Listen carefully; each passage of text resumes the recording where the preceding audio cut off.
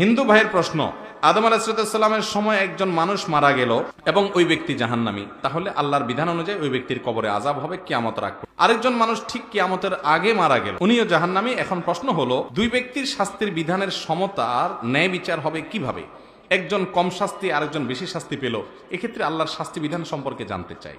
প্রশ্নটা বুঝতে পারছেন আপনারা? সুন্দর প্রশ্ন। যে আদম আলাইহিস সালামের সময়কার কোন মানুষ বেঈমান হয়ে মারা গেল, সে জাহান্নামে গেল, হাজার হাজার বছর সে কবরের আযাব ভোগ করতেছে। আবার এখন কেউ মারা গেলে কিয়ামত হইতে যদি আর ধরেন 2000 বছর বাকি থাকে, 200 বছর বাকি থাকে, যত বছর আছে এইটুকু ভোগ করলো কবরের আযাব, তাহলে ও যে এতদিন ধরে ভোগ করে আসতেছে আর এই কয়দিন ভোগ করতেছে, তাহলে দুইজনের দুই রকম শাস্তি হলো। এটা তো একটু অন্যায় হয়ে গেল না? অবিচার হয়ে গেল না? অপরাধ তো একই করলো। প্রশ্ন হলো এটা, বুঝতে পারছেন? বাইরে আল্লাহ রাব্বুল আলামিনের বিচার, আল্লাহ রাব্বুল আলামিনের বিশ্লেষণকে আমার আপনার এই মাথা দিয়ে এত সহজে হিসাব করলে ভুল হবে।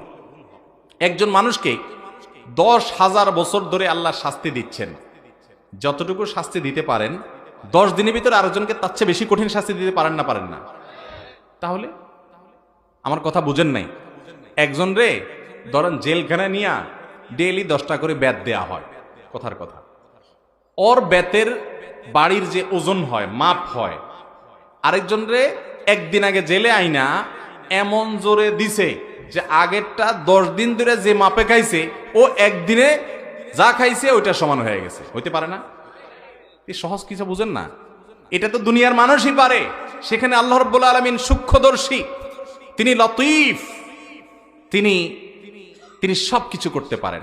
অতএব বান্দার মাঝে তিনি জুলুম করবেন না। আল্লাহ কোরআনে বলেছেন আল্লাহ তাআলা জুলুম করবেন না কারোর প্রতি, বান্দার প্রতি। ওমা রব্বুকা বিযাল্লামিল লিল আবিদ, তোমার রব বান্দার প্রতি কোনো জুলুম করবেন না। পাই পাই করে বুঝাই দিবেন, দুনিয়ার কোনো মিটারে ধরা পড়বে না। আল্লাহ তাআলা এরকম ন্যায় বিচার করবেন। আল্লাহ তাআলা কিভাবে করবেন অদৃশ্যের জগতের, সেটা আপনি আমি আমাদের এই সাদা মাথায় একটু চিন্তা করলেও বোঝা যায় সম্ভব। আর আমার বুঝে না আসলেও গায়েবের জগৎকে আল্লাহ রাব্বুল আলামিন কিভাবে নিয়ন্ত্রণ করছেন, তার মূল পদ্ধতি কি তিনি ভালো জানেন।